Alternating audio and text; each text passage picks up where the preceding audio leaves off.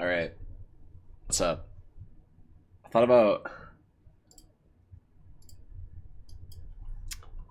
about doing this. Just like playing this with a black screen. Just I don't know if this would be funny if I was just like sorry. If I just like hey,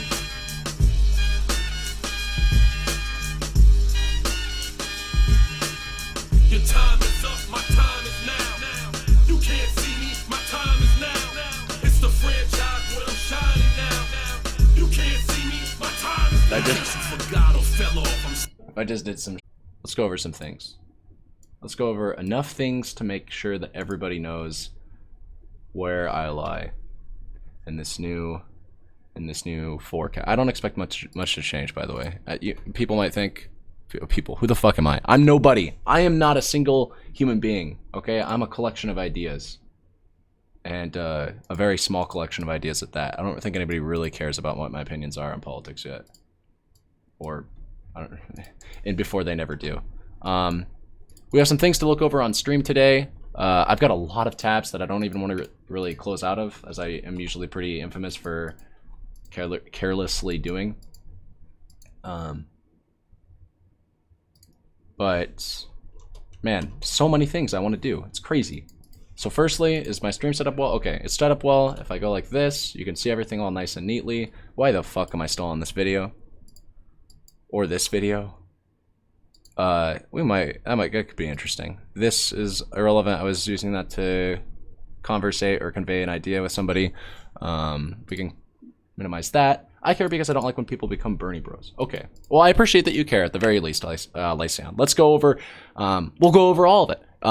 All of your concerns with Bernie or socialism or anything along those lists. We can go over all that shit. Gobbiness cares. Well, I appreciate that, Gobbiness. Maybe, okay, so I originally, when I told at least some people in Turing's chat that I become a socialist, or that I become a democratic socialist, let me be abundantly clear. I don't fucking see a difference in democratic socialism. I think just like that's like your particular flavor of socialist, right? Like socialist, you should probably have some sort of like pretext tag before that. Otherwise, you could get into like authoritarian socialism. What would that even look like? Authoritarian socialism? And before Mao's China, as though that's not outright authoritarianism, or like authoritarian socialism, or socialism from above, is an economic and political system supporting some form of socialist economics while rejecting political liberalism. That's not like... so I guess it... When rejecting political liberalism, or as a term, it refers to a set of economic political systems describing themselves as socialist and rejecting the liberal democratic concepts of multi-party politics, freedom of assembly, habeas corpus, and freedom of expression, whether due to fear of counter-revolution or in and of it. Yeah, like I was gonna say Soviet Union, specifically like Stalin's USSR, I guess part of like late-stage Leninism, and China, current day, fucking 50 years ago, Mao's China, every form of China that we've seen for the better half of the last century, although maybe Gobbiness might still fight me on that. Those are like, I guess, authoritarian forms of socialism. But that's not like, I don't even really want to call that socialism. And when I say I don't want to call that socialism, it's not because before, I wanted to say, I guess that's not socialism, technically. Now I want to say that's not socialism in any sense. I've been... For people that think like, for anybody out there that's thinking, man, Wired, you're either really, really fucking dumb, or really, really, or just really confused, which I guess could be dumb. Probably, a basic premise is, I've never, like Wired, I've never seen somebody change minds or change their opinions on these things, no matter how fringe their opinion shifts may be from... Whereas maybe when you first started streaming, maybe you just called yourself like a liberal, to now for the past few months, maybe you called yourself like a Marxist, and then you changed to Soc Dem, and now you're like a Dem Soc. These shifts are, I mostly see them as minor if there is any substantive material in these shifts that I've made, it's in like mostly where my axioms lie. It's mostly just in where like my fundamental principles and what I choose to maximize in society or just individuality as well are, right? So we can go over them. As an individual, as a singular person, right? We don't need this. We need this. We need a full cam. I'm gonna move the mic a little bit over here so you just got nice cohesive picture of myself. In fact, fuck chat for a second. I need you guys to just see me and hear this message, okay? I'm gonna look straight in the camera. I never do this. My time on Twitch, but mostly my time in the universe for as long as this collection of cells comprises this particular body and this particular mind, more importantly than anything else. I am here to maximize freedom for the masses. Okay? Let me say that again. Not just freedom, sorry, utility for the masses. Okay? For the masses of sentient life. We can expand on this a bunch, but I want to make it nice and brief for anybody out there that's just interested in nice and brief explanations. For anybody that is super hardcore, I'm a reductionist, Wired. Make things simple. 2 + 2 = 4. Okay, fine. I got you. I got you. Hey, simpletons in chat. I got you. I care about maximizing utility for sentient beings. That's what I care about. That's all I care about. And I've recognized that the masses is how you do that, okay? Is that generally speaking, one human is only able to bottle up so much happiness into one. Okay? So instead of focusing on just making Jeff Bezos super happy, how about we make like all of the people that work for Jeff Bezos happy? Or how about just everybody works for each other and everybody is happy? Okay? And I know that could be a super, like, now I'm reversing the roles, right? Like, you wanted a super reductionist explanation. I gave you a super loaded as fuck reductionist answer. That's how reductionism works. So let's get into some stuff, okay? All right. Bring chat back. Let me actually go back to this so I make sure the chat is still showing for when I go like this. Do we want chat showing for this? When I do this, I don't know if it's like... When I do this, usually it's to like add some tension. I feel like chat is useful if I keep it like this for when I stay in webcam for long term, but I don't know if I usually stay in webcam for long term. Usually when I go to webcam, it's just like for the short term. I'm not too sure. Utilitarian guitar? Kind of. My moral axioms aren't super hardcore grounded. I'm pretty sure this is the other thing that I've been spending the last so there's a good half of the last 8 to 16 hours that I've been spent probably closer to like 12.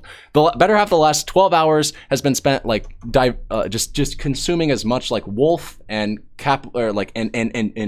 socialist theory as possible, and then the other half is like trying to ground my moral axioms. And I'm pretty sure I'm somewhere where like I'm sure somewhere where I started. Okay, back in like 2014 to 2015 when I took advanced ethics and I read J.L. Mackie and I was introduced to moral error theory. I was like, that's it. I was like, dude, hey, I was like, hey, that's me, dude. That's where I lie. I don't believe moral statements can be true. I think that there's always going to be a problem of queerness or a problem of a strangeness or weirdness when you take into consideration what a moral statement is. And I just don't think that you can ever speak in truth when you're speaking about morals. But I think they can still be useful. So when it comes to like utilitarian guitars, it's like utilitarian plus. I'm making my own.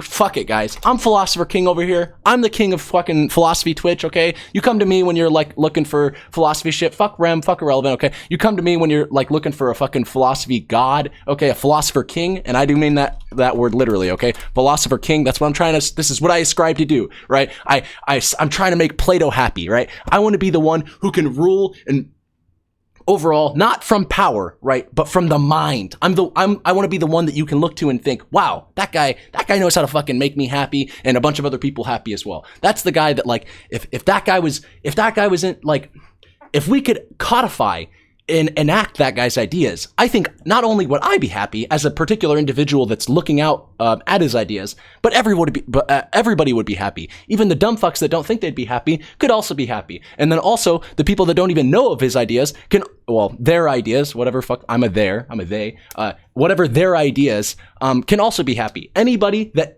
can conceivably feel, touch, experience, right? Sentience, again, it's a pretty big part of of where my moral axioms are grounded. I just want to make people happy. It's not because of a moral I don't hold this belief because of any sort of like moral quandary that I've been spitballing or anything like that. It's just because I think that society works when sentient beings are allowed to be happy. I think you prevent revolts. I think you prevent unrest. I think you prevent poverty. I think you prevent all of the things that we've classified society to occasionally run into problems with. You can prevent these things by maximizing everybody's individual happiness as best you possibly can and account for. And I do not think capitalism does that.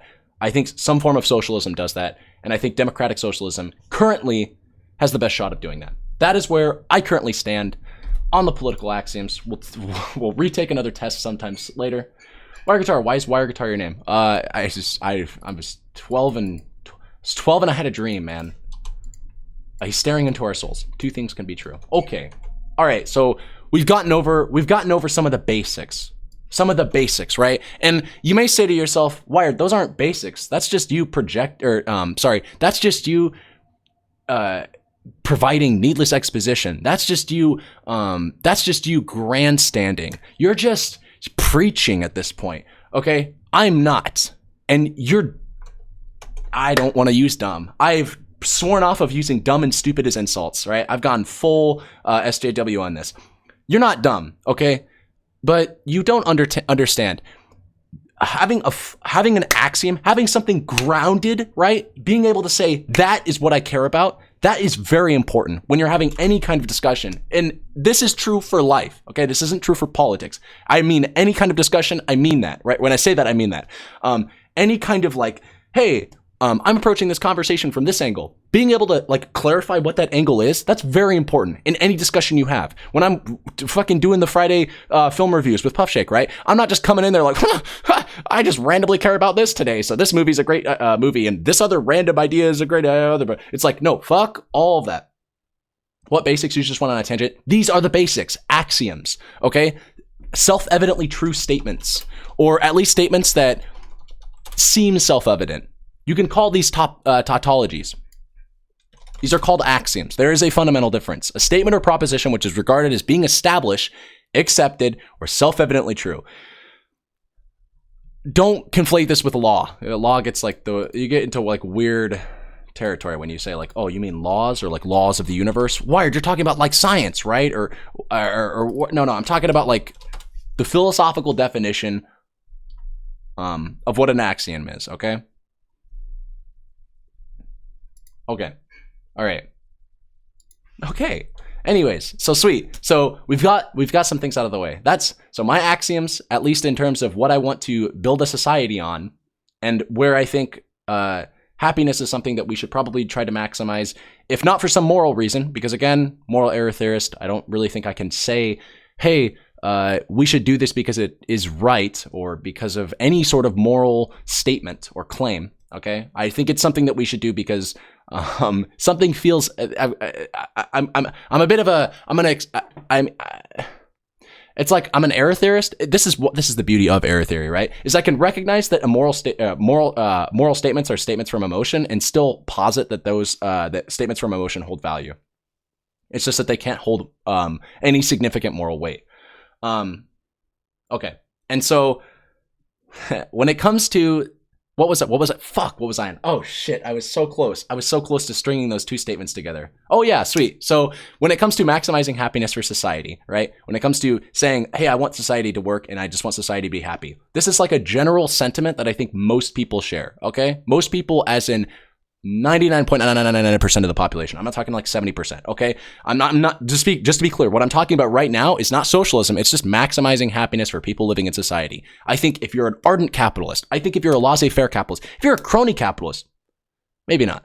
But like if you're somebody who actually genuinely believes in the principles of like crony capitalism, maybe not. But I don't think there's that many people out there. I think the overwhelming majority of people, like again, 99.999% of people want to see themselves and most other people that they can reasonably imagine without ascribing any particular values to those individuals. Just like the thought of like, hey, what do you think about Bill from down the street? Oh, yeah, well, fuck Bill from down the street. Oh, do you want to see him die? Well, not really. He could just do whatever he wants. Just, I don't really care about him, right? It's like, I'm not saying that you want to see other people built up in society. Not everybody's an altruist. Not everybody's an empath or some crazy fucking weird shit like that. But I think the vast majority of people do not actually care and would not mind seeing other people built up, insofar as other people succeeding is not to their own detriment, right? Insofar as prosperity is not a zero-sum game,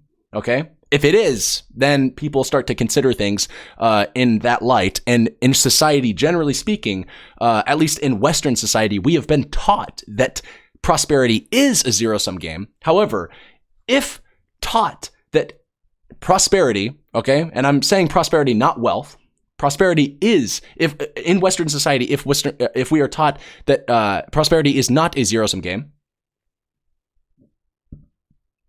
then by and large, and I mean by and large again as the vast majority, 99.99% of people out there will be at the very least apathetic towards seeing their fellow neighbor prosper.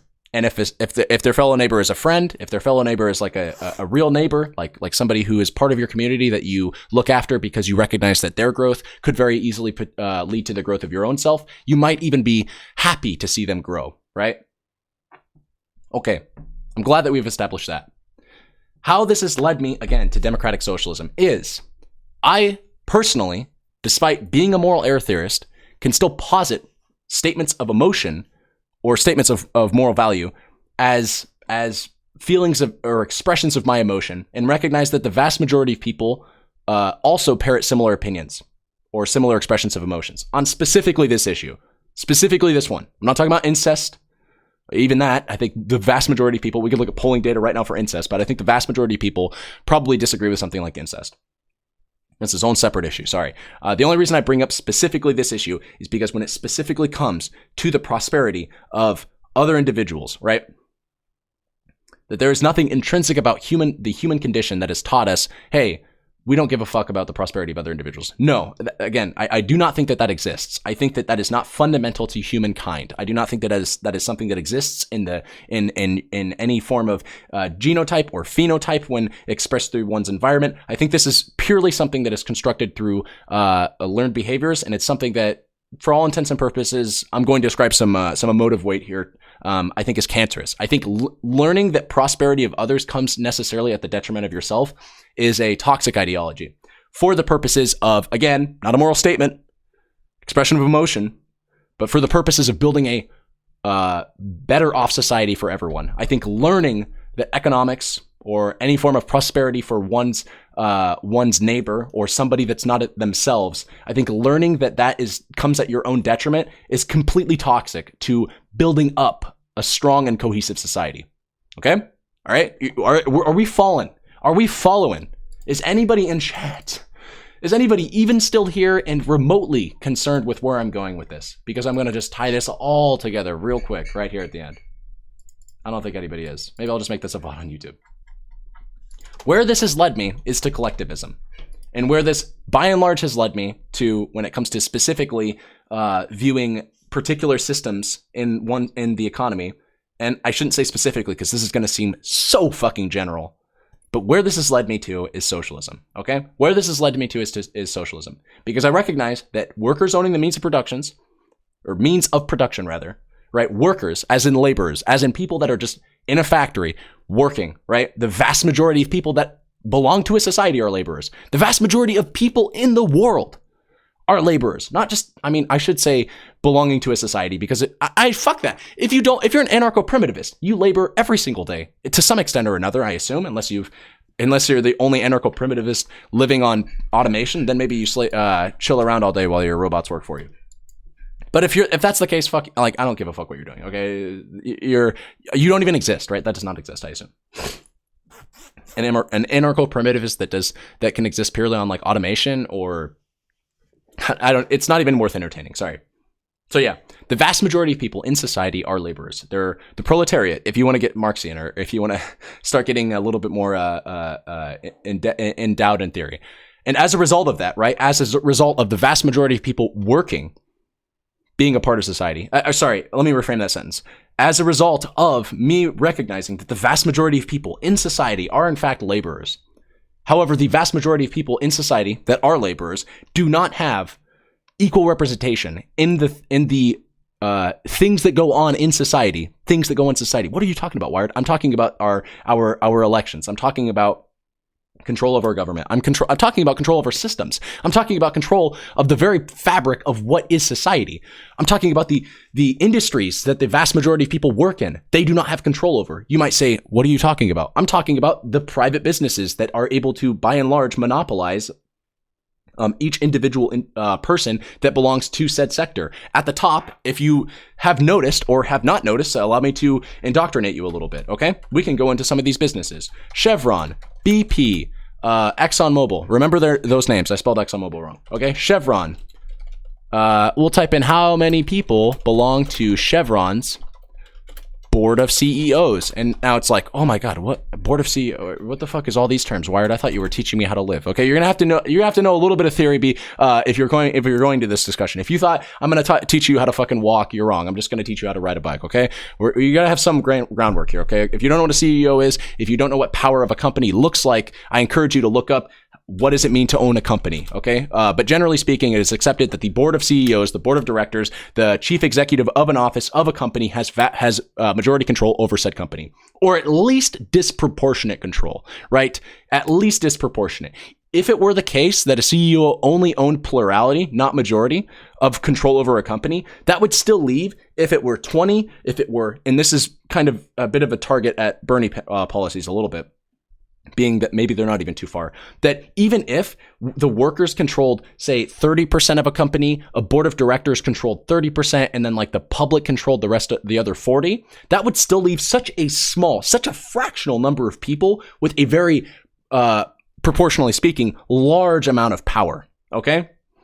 And again, I think that when you have that much concentrated power in a few individuals, I think there is an issue there. But fuck all that, okay? Again, we'll get into that in a sec. How many people belong to Chevron's board of CEOs? Chevron Corporation. This is the other thing I wanted to look into.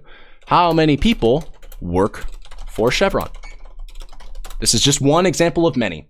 48,600. As of December 31st, 2018, Chevron had approximately 48,600 employees, including about 3,600 station employees, approximately 24,800 employees, including about 3,300 service station employees, or 51% were employed in U.S. operations. Okay, 48,600. That's how many people work for the company, roughly speaking. Okay, now let's look into their board of directors, or their CEOs, or the people that own this company. Owned.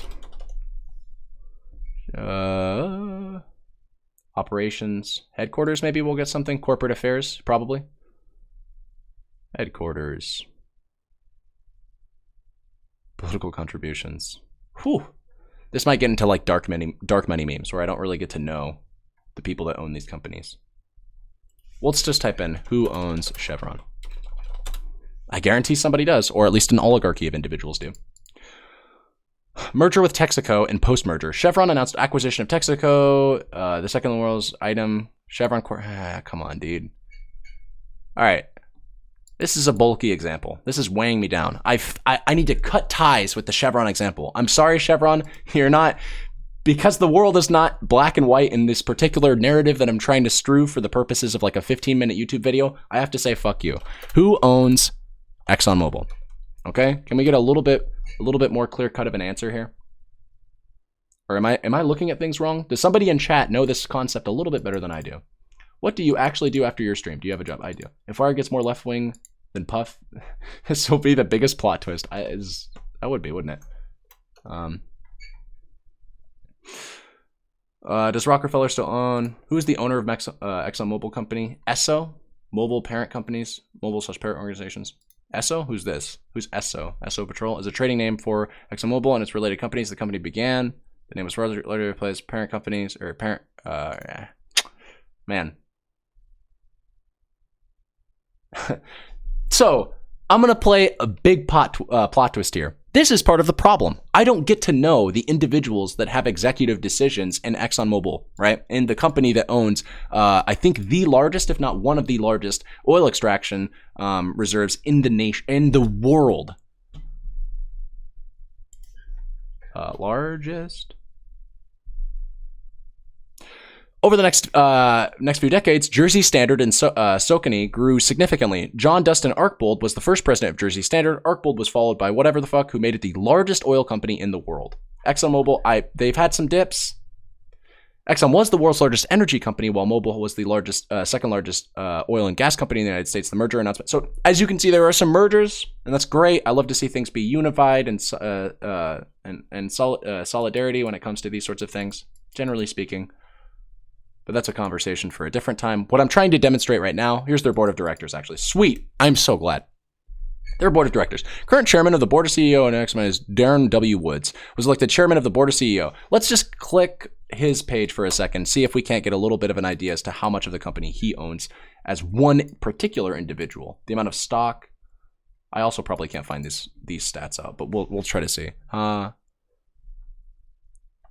much stock does Darren Woods own of Exxon?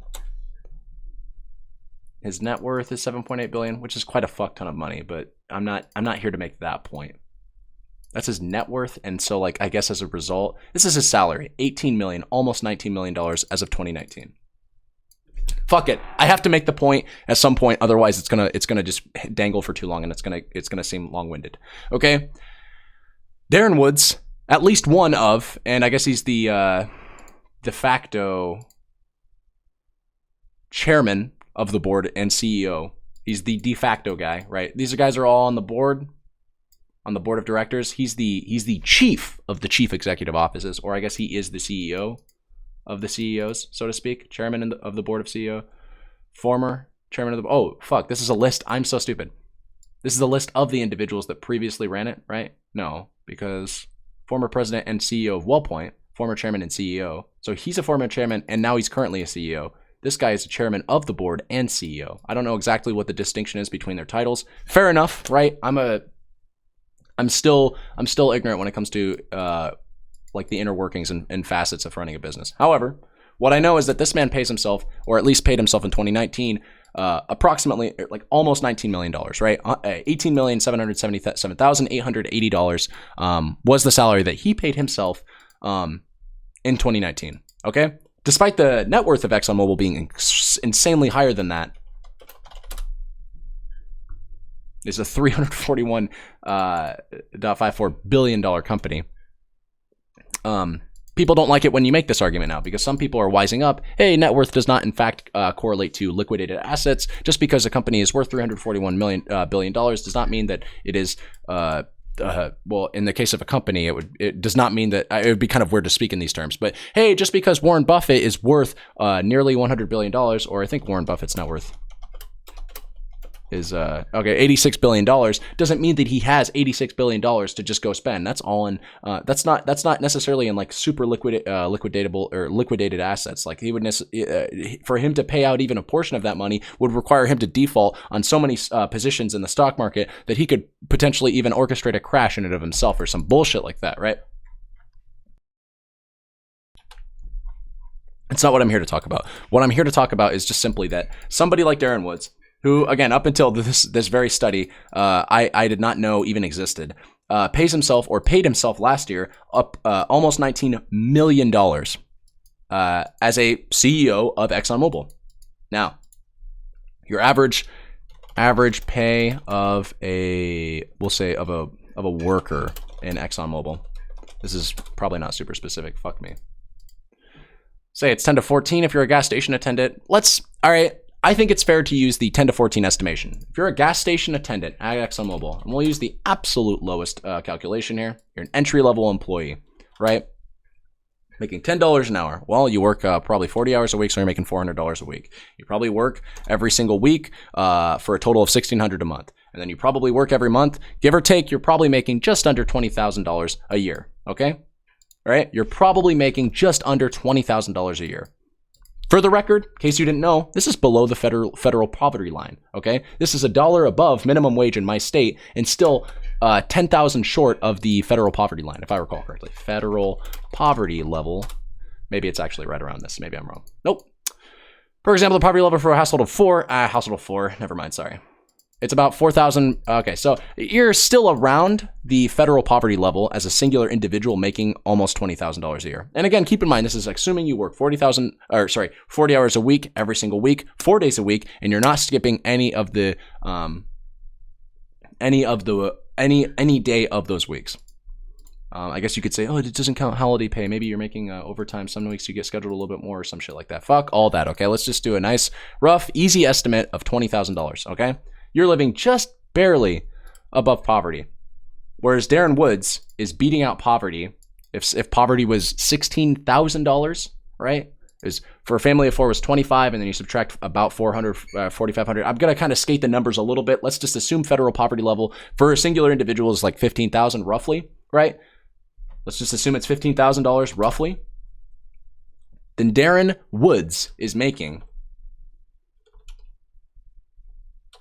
what is it? We said 15,000.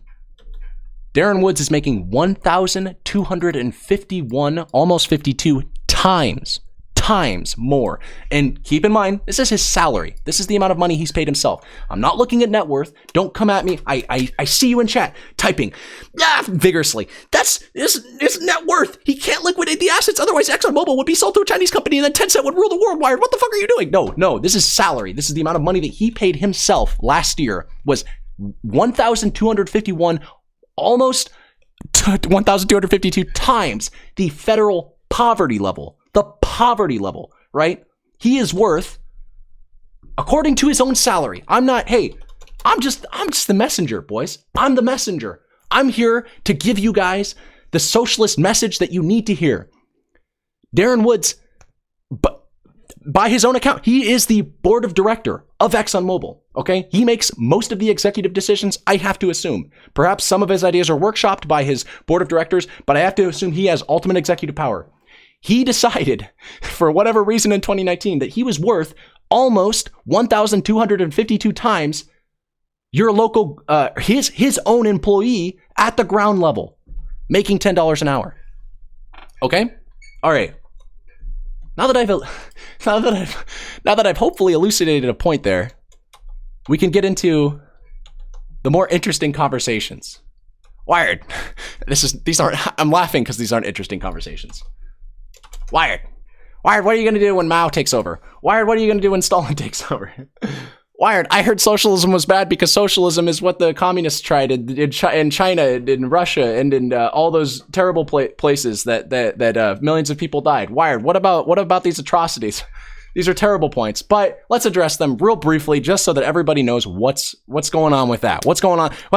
Wired, do you support Mao now? Wired, are you and Gobinus Penguin in bed together? Did he finally get you to suck Mao's thumb? Do you acknowledge that only 3 million Jews died in the Holocaust or some bullshit like that? Like, all right, let's address the bullshit, okay? The bullshit, crazy conspiracy theory. They're not conspiracy. There's some valid points, okay? And actually, I can do some learning. I can learn here too, okay? How did Mao come to power?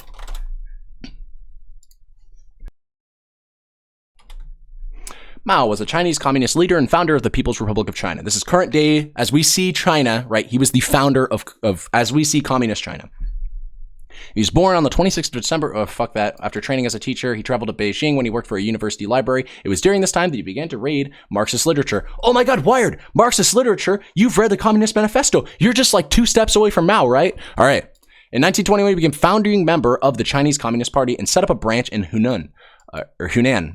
In 1923, the Kuomintang, the KMT Nationalist Party, had allied with the CCP to defeat the warlords who controlled much of northern China. Then, in 1927, the KMT leader, Chiang Kai-shek, launched an anti-communist purge. Mao and other communists retreated to southeast China, so they allied up. This is like glossing over a lot of really, really important things. Because I wanted just to start out, I wanted to really, really try to isolate specifically Mao's coming up to power and describe how he fucked it up and how we can do it right this time. Because, God, people love to say that. People sure love to say that.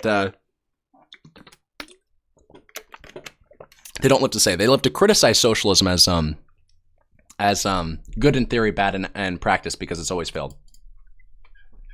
Statesman who led his country's communist revolution, Mao was the leader of the CCP until his death.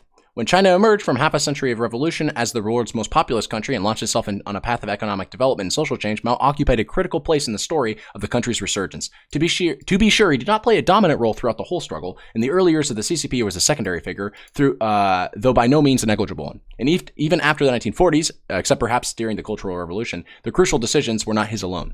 Nevertheless, all right, I just want to learn. So he studied, he read a bunch of he read a bunch of his own literature. I'm just kidding. Age of 8, he attended his native village's primary school, where he acquired a basic knowledge of the Wuzhing, Confucian classics. At 13, he was forced to begin working full-time on his family's farm, rebelling against paternal authority.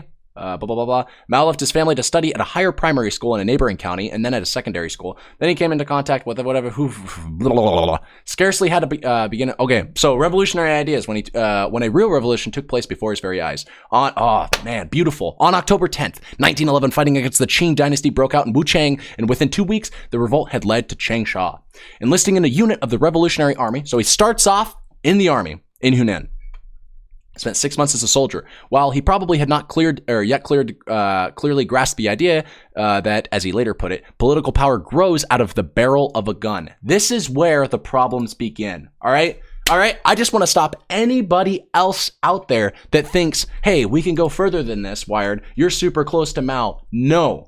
I am not in any way, shape, or form close to Mao. Let's get the list out, okay? The list of my hand. I am not close to Mao. I am not close to Nikita Khrushchev. I am not close to Stalin. I'm not even fucking close to Lenin. I don't believe in a violent revolution, okay? I don't believe in the October Revolution. I'm not close to Hitler. I'm not close to fucking, Benito Mussolini. Okay, let me just flagellate my knowledge of history here for a second. I'm not close to Pol Pot. Fuck anybody out there that thinks that I'm this or that, rather, okay? My axioms are firmly rooted in the round, okay? Fuck violent revolution. Political power grows out of the barrel of a gun. Wholeheartedly disavow that. 1,000%. Okay, so we're just gonna stop. Oh my God, Wired, you just brushed over Mao's rise to power. Actually, 2 paragraphs down, you would have found out where you and him were actually like in bed together right now. How he's super similar to you in every way, shape, or form. He actually has the same eye color. I think you're both this and that. You are the communist can of pesto? This is madness. So Wired is all of this? No. All right, I don't believe in violent revolution, okay? I don't. Firmly. I believe, God, I wish that I could take my facial expression and just like, this is the only form of violent revolution that I could like express right now, is I wish I could take my facial expression, just very, very cleanly slice it off and just paste it right up to the webcam. And I'm going to try it. I'm not into a violent revolution. I don't believe in it. I just don't believe in it. I do not believe in any form of violence as a means of getting one's political ideology across. I just don't. Okay? I don't. I could scream that from the top of the rooftops if you want. You could sit here with all of your swindly little dilemmas. Well, what if you've got a minority in your society that wants to revolt or attack you? What would you do? What if they start killing people? What if they start doing this and that and this and that and this and the other? Okay, I'm gonna sound like a fucking non-compute video if I have to deal with all of these criticisms, because ultimately speaking, I would only ever want for those individuals to have whatever the fuck preferred way of living in a society that they want away from my own. Okay. I'm not trying to put these people in the labor camps. I'm not trying to force them to work. Okay, I'm not trying to kill them. I'm not trying to do anything along those lines.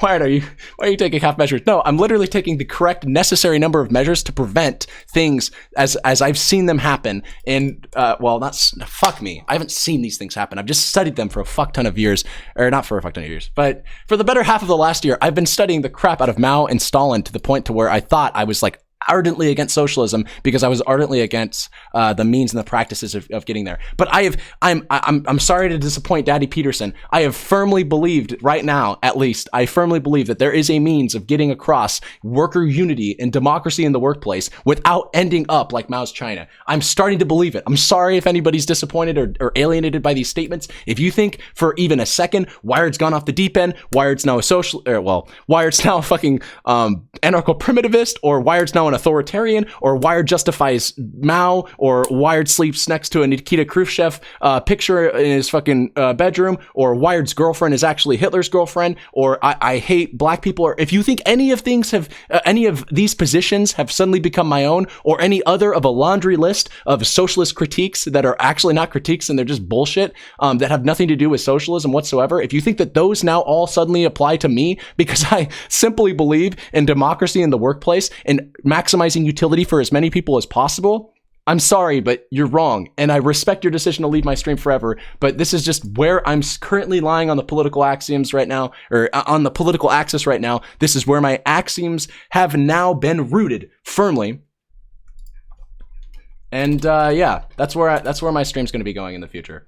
So I want to stress, okay, I love all of you. Even the people that hate me, I love you. Because I don't believe in a violent revolution. But god fucking damn, I am fucking based right now, dude. I'm feeling principled. I feel like after this beverage, after this brief drink of water, I will feel as though I am on top of the world.